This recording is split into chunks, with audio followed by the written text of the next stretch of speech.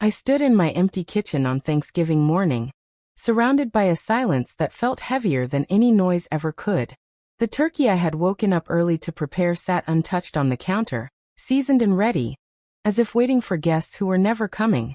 17 place cards were neatly arranged on the dining table, each one written carefully in my handwriting, each one representing a child, a spouse, a grandchild, my family.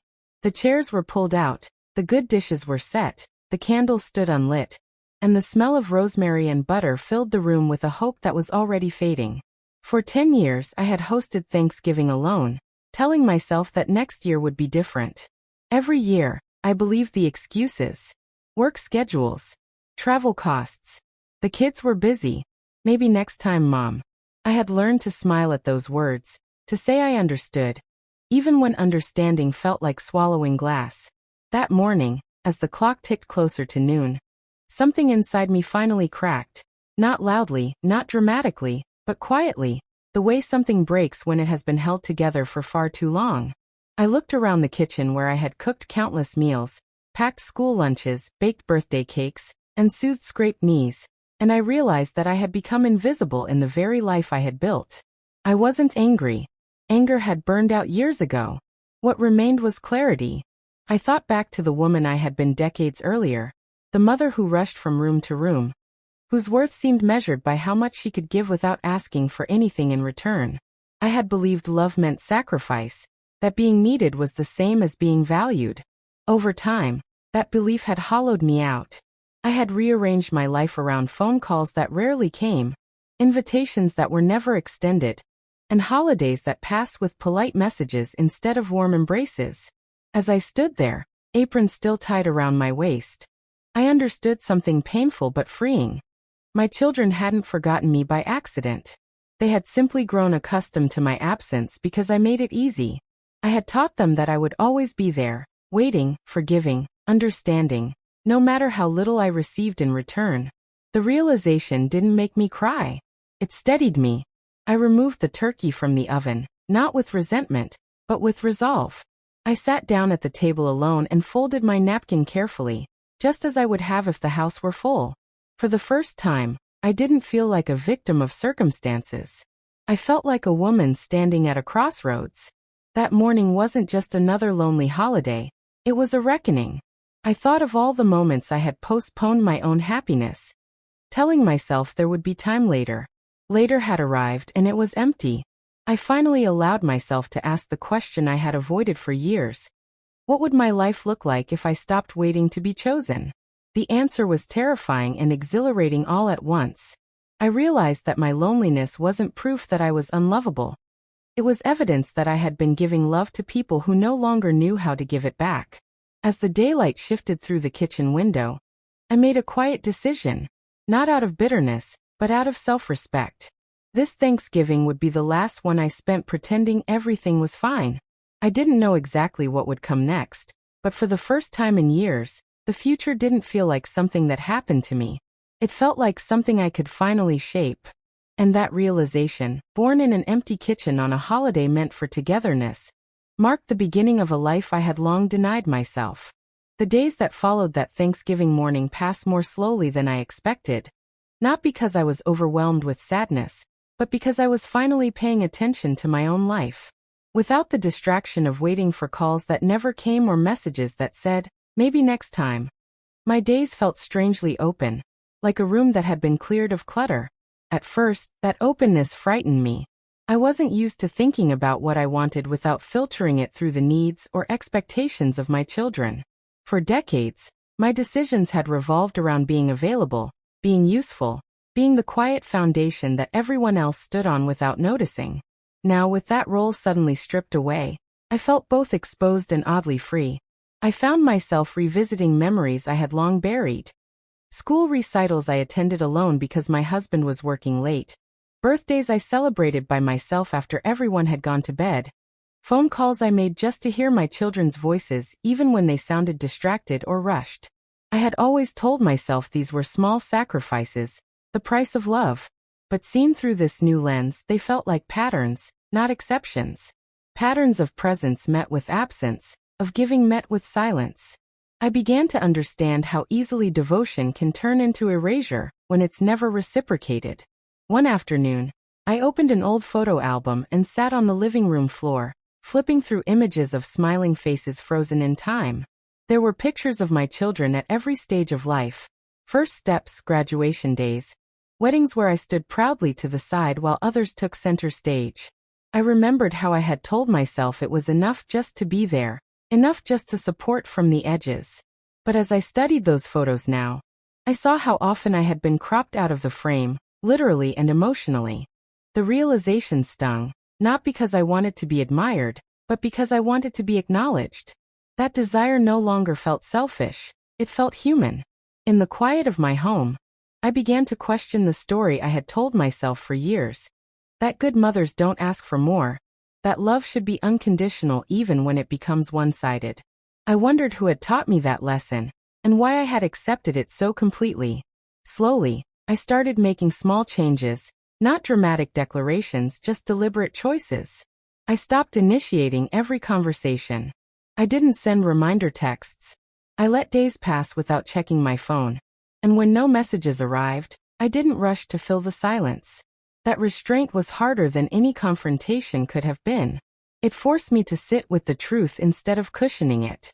I noticed how my body responded to this shift. My shoulders relaxed, my breathing slowed, the constant tension I had carried for years began to loosen its grip. I slept more deeply than I had in a long time.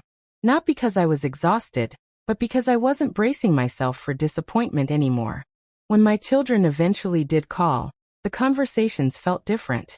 I listened more than I spoke. I didn't rush to reassure them or gloss over my own experiences. I answered honestly, without dramatics or guilt. Some calls were brief, others awkwardly polite. None of them addressed the distance that had grown between us, and for the first time, I didn't force the issue.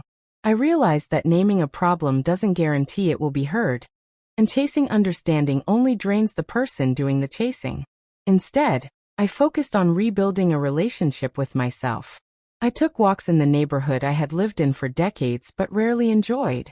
I noticed the changing seasons, the way the air felt different in the late afternoon, the quiet beauty of ordinary moments I had once rushed past. I cooked meals just for myself, not out of loneliness but out of care. I ate at the table instead of standing at the counter, allowing myself the dignity of presence. These small acts felt radical in their simplicity. They reminded me that my life had value beyond my role in someone else's story. As the weeks passed, a subtle strength began to take root. Not loud or defiant, but steady. I no longer felt the urge to justify my feelings or explain my absence. I was learning that distance doesn't always mean loss. Sometimes it means growth. And as uncomfortable as this transition was, I sensed that something irreversible had begun. The woman who stood in her empty kitchen on Thanksgiving morning was no longer waiting to be rescued from loneliness. She was learning how to stand on her own, not against her family, but beside herself. And that shift, quiet as it was, marked the beginning of a life that no longer revolved around being forgotten. As I settled into this new rhythm of living for myself, I began to notice how much of my identity had been shaped by waiting.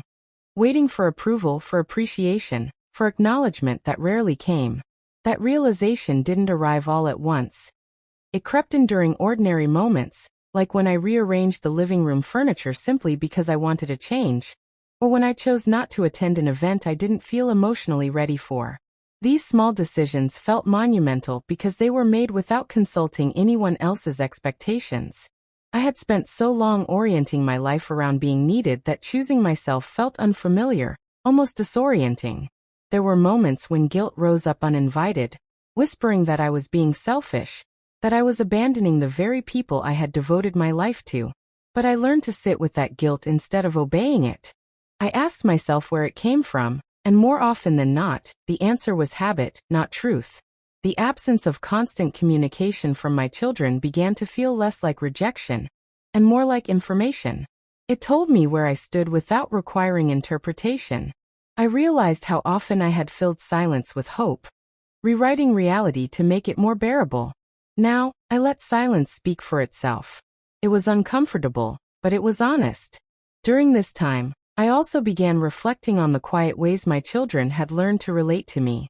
I had always been the safe place, the one who absorbed stress, solved problems, smoothed over conflicts. In doing so, I had unintentionally taught them that my needs were secondary, optional, easily postponed. That insight wasn't about blame, it was about understanding. Patterns don't form out of cruelty alone. They form out of repetition. Recognizing that gave me compassion for all of us, including myself. I started practicing something that felt radical at first. Saying no without explanation. When invitations came at the last minute or requests were framed as expectations, I responded honestly. Sometimes that honesty was met with surprise, other times with mild irritation. I accepted both. I was no longer trying to manage anyone else's emotional response.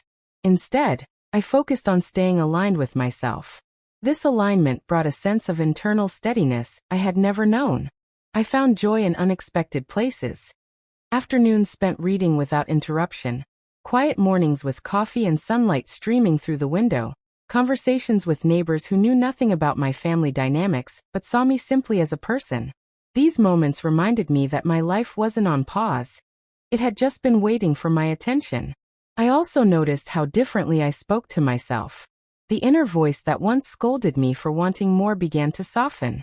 I stopped minimizing my pain by comparing it to others. Pain doesn't need justification to be real. Allowing myself that truth created space for healing that had been blocked by years of self-denial. When my children did reach out, I responded with warmth but not urgency. I didn't rearrange my day to accommodate them, nor did I withhold affection. I met them where I was, not where I used to be. This subtle shift changed the tone of our interactions. There was less tension but also less intimacy. I accepted that trade-off without resentment. Intimacy built on imbalance is not intimacy at all. It's obligation disguised as closeness.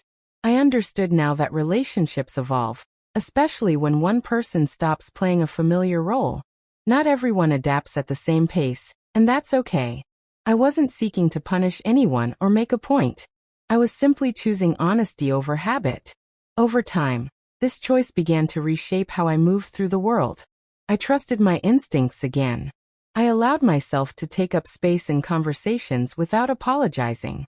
I didn't rush to soften my opinions or downplay my experiences. I realized that being quiet and being invisible are not the same thing, and I no longer confused the two. The woman I was becoming wasn't louder or harsher. She was clearer.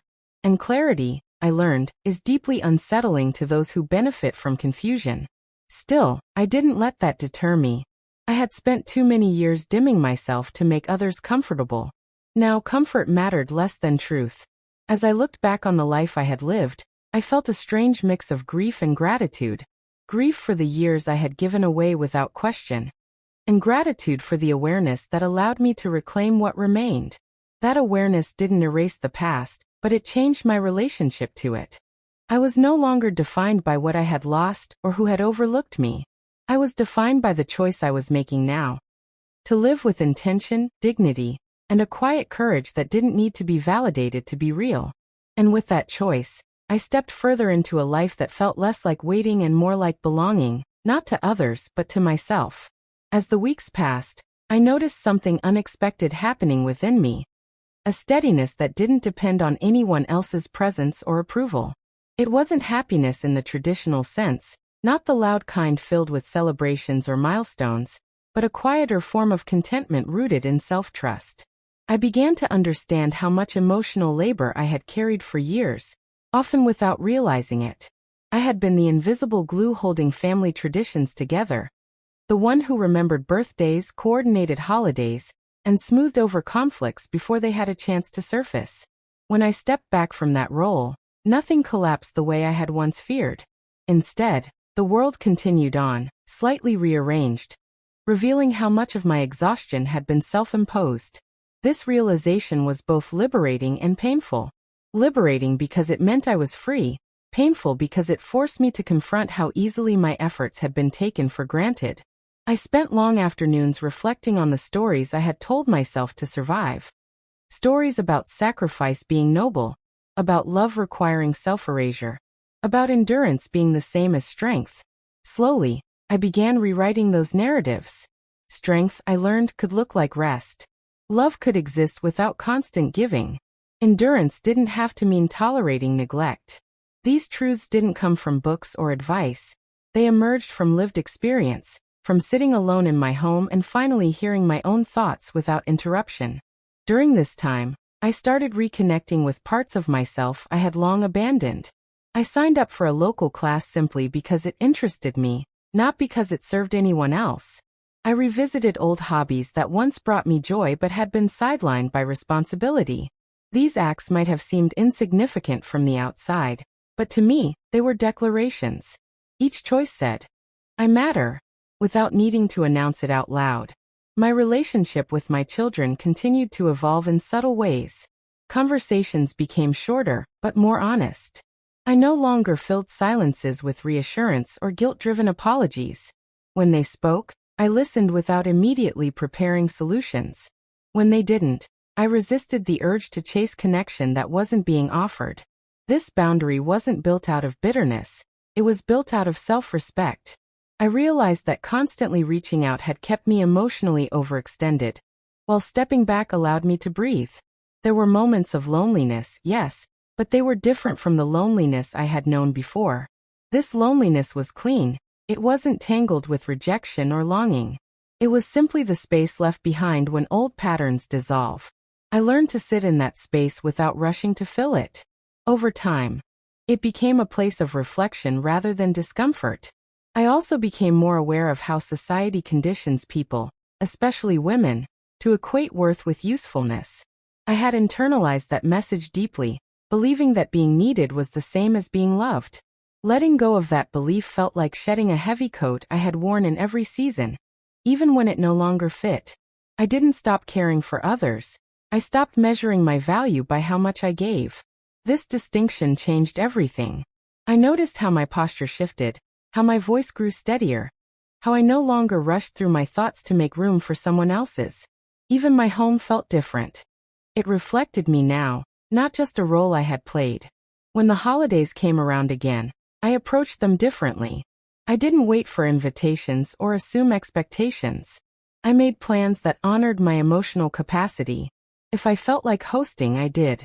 If I felt like being alone, I allowed that too. There was no resentment in these choices, only clarity. I had learned that disappointment often comes from unspoken expectations, and I no longer carried those silently. I spoke up when it mattered and stayed quiet when it didn't. This balance brought a sense of peace I hadn't known I was missing. Looking back, I saw how fear had once dictated my decisions. Fear of being alone, fear of being forgotten, fear of no longer being essential.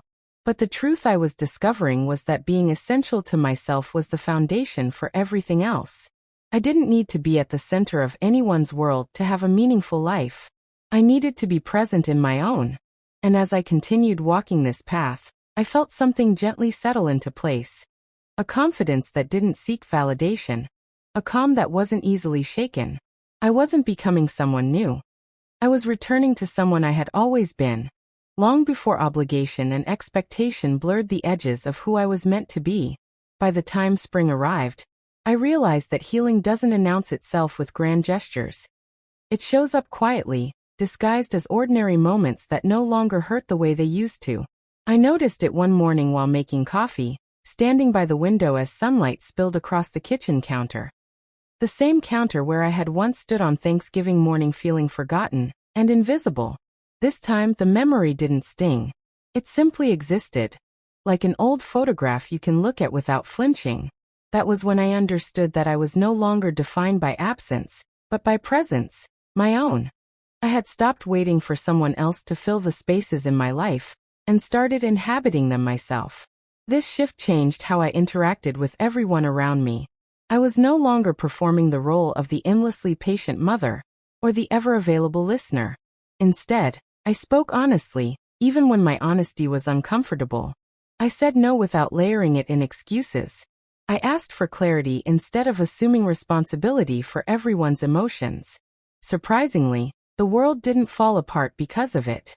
Some people adjusted, some pulled away, and some revealed how much they had relied on my silence to stay comfortable. That knowledge was bittersweet. but it was also freeing.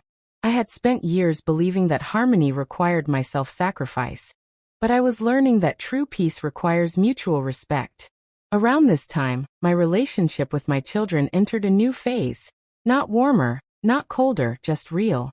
I stopped rewriting my words to avoid being misunderstood. If something hurt, I said so calmly.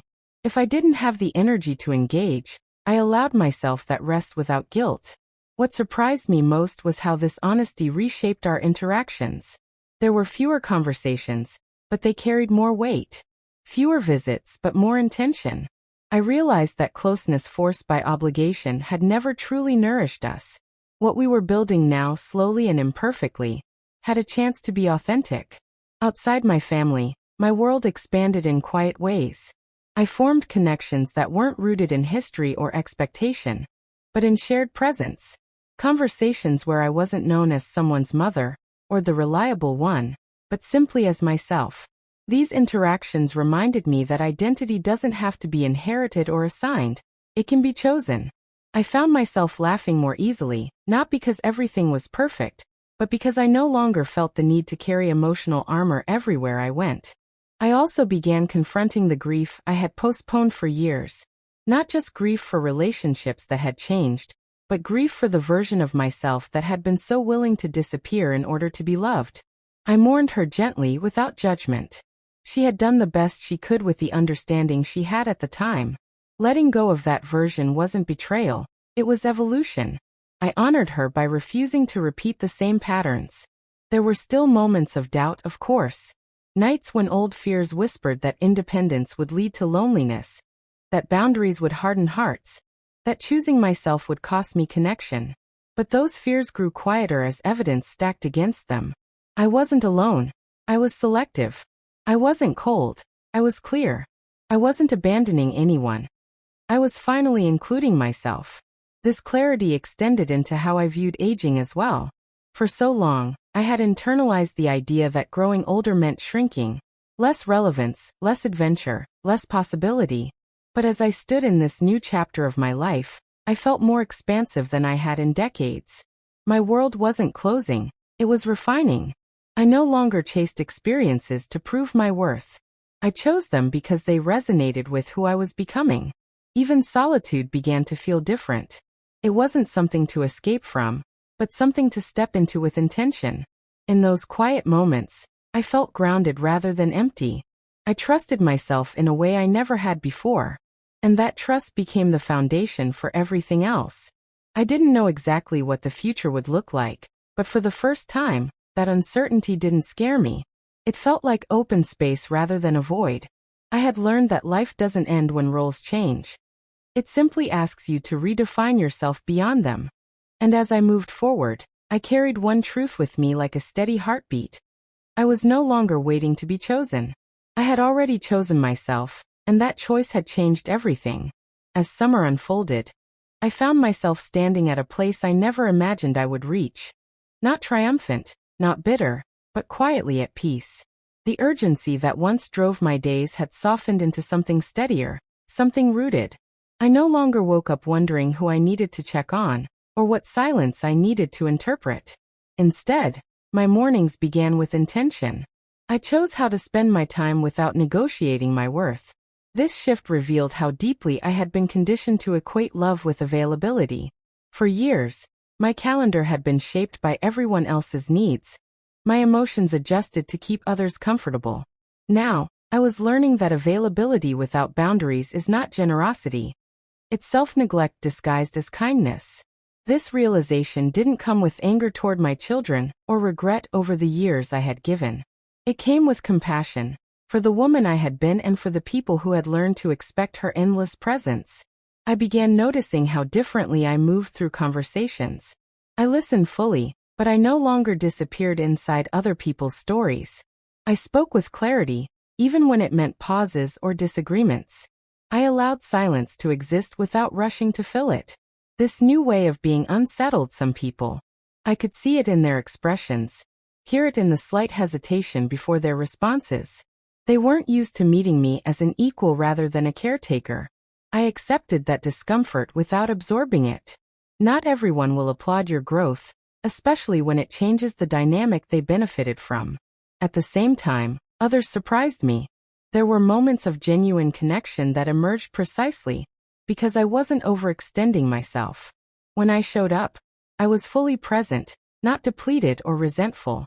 I learned that presence offered freely is far more powerful than presence given out of obligation. I also began to reflect on legacy, not in terms of what I would leave behind materially, but in how I would be remembered. For a long time, I believed my legacy would be measured by how much I had given, how much I had endured quietly.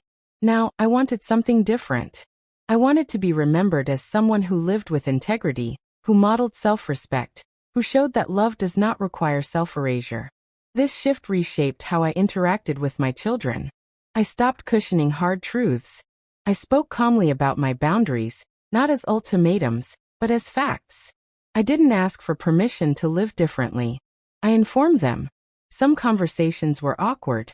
Some avoided altogether. I allowed that. Avoidance, I had learned, is also a form of communication. I no longer chased explanations. I trusted that clarity would land where it was meant to.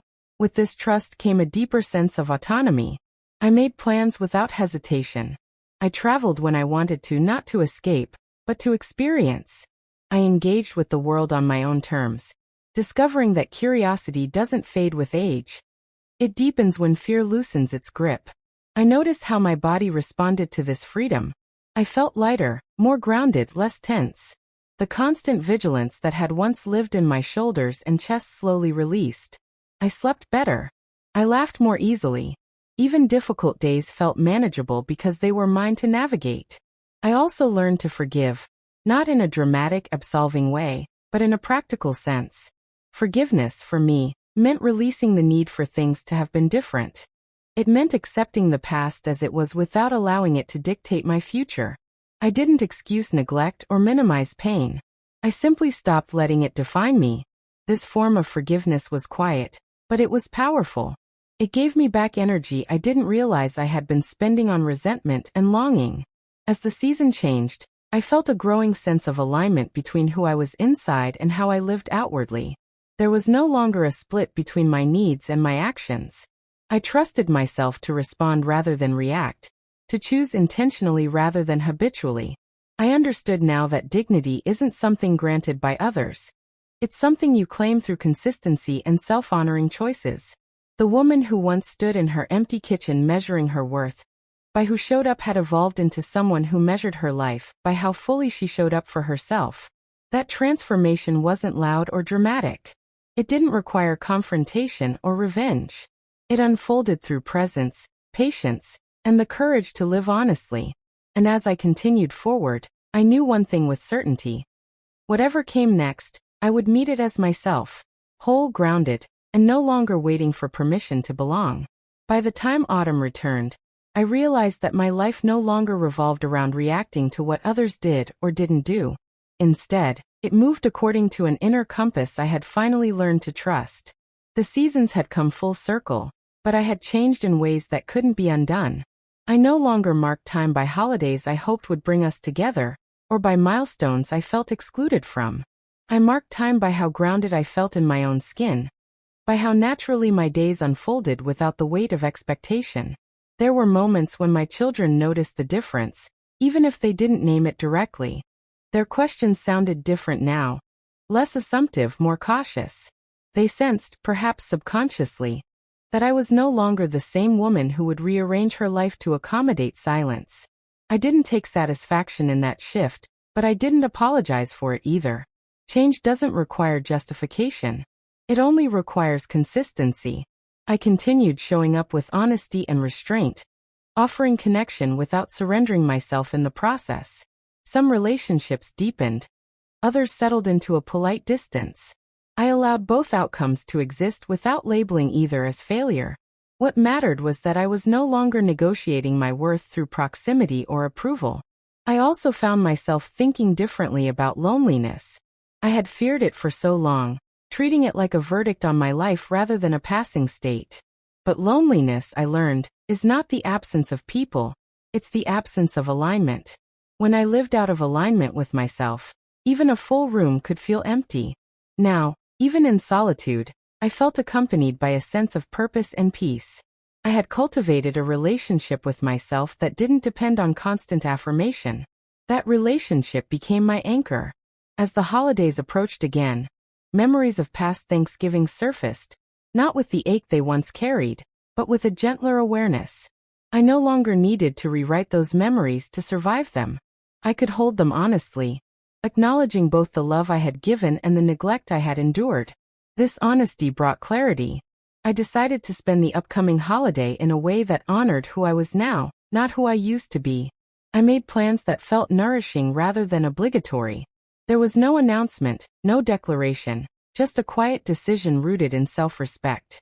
On a deeper level, I began to understand that my journey wasn't about teaching anyone else a lesson. It wasn't about proving my value or making absence felt. It was about reclaiming agency over my own emotional life. I had spent years assuming responsibility for relationships that required mutual effort. Letting go of that burden didn't make me cold. It made me free. I also became more compassionate toward my children. Not because their actions were justified, but because I understood the complexity of human limitation.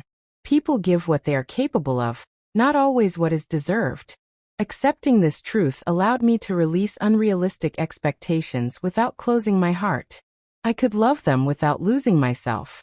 This balance felt like maturity, the kind that comes not from age alone, but from lived experience and reflection. I noticed how my presence affected others now. I no longer radiated urgency or need. I listened without leaning forward, spoke without shrinking back. This groundedness invited a different kind of connection, one based on respect rather than obligation. Even when conversations were brief or surface level, they felt cleaner, less emotionally charged. I had stopped performing for closeness and started allowing authenticity to lead. As I looked ahead, I felt a sense of quiet anticipation rather than anxiety. I didn't need to know exactly what the future held to trust that I would meet it with clarity. I had learned how to adapt without abandoning myself, how to care without depleting myself, how to stand alone without feeling abandoned. These lessons were hard-earned, but they were mine. The woman I had become was not hardened by disappointment, but refined by it. She knew her boundaries, honored her needs, and understood that love is most powerful when it flows freely, not when it is extracted through sacrifice. And as I moved toward the final chapter of this journey, I carried with me a deep, steady knowing. My life no longer waited for validation from outside. It unfolded from within, guided by self-respect, patience, and a dignity that could not be taken away. When the next Thanksgiving arrived, it no longer carried the weight it once did, and that surprised me more than anything else. I woke up that morning without the familiar knot in my chest, without the quiet dread of waiting to see who would remember me. The kitchen was still quiet, but this time the silence felt intentional, not imposed.